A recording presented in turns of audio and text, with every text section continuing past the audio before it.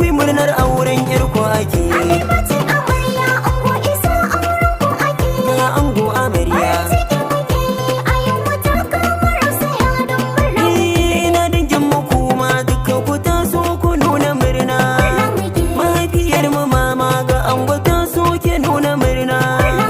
Ina iyayen mu kuma sai ku taso ku nuna murna. Yayan ango kuma sai ku taso ku nuna murna.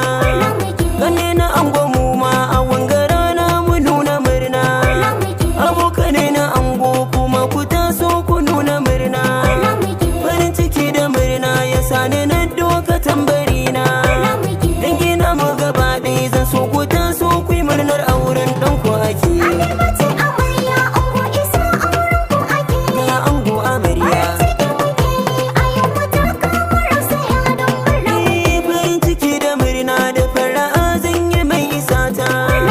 Ciki na wanga rana wace ita ce muke zumanta. Rabi ya kawo mu bikin yayana mai kyau da nagarta. Allah ya kai mu nawa ni ma in sanyo ado na kaya in tsallake. Ga ango amarya. Mu da wanga rana ku ne taurari a dangarin mu. In dai farin ciki ne kowa ya zo gunku za ya samu. Yau ba bakin ciki sai farin ciki da ka za ku gammu. Lallai dangin amarya da ango kun tabbatar mini kaunar su kuke. Ga ango amarya. Ni shawarar da zan ba ku kuyi zaman lafiya a tare. Farar niyya ita ce laya ku gane hakan amare. Yau gashi kun ci kwalliya sannan kun fi so adon turare.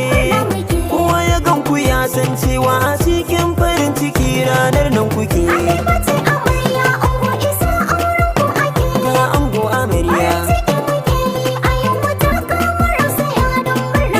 Zamani ya yi sauyi ango amarya ku bi a sannu.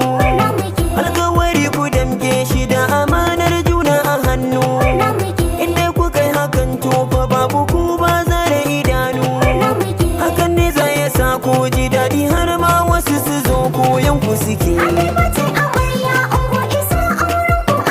Ga ango amarya. Iyayen ku sun muku tarbiyya na san hakan da gaske. Hakan ne ya saka nisa na gare ku ne muku take. Domin ku kun kasance taurari ne masu kyau da haske. Babu wanda ya fi ku a yau duk wanda ya ce ya fi ku ƙarya yake.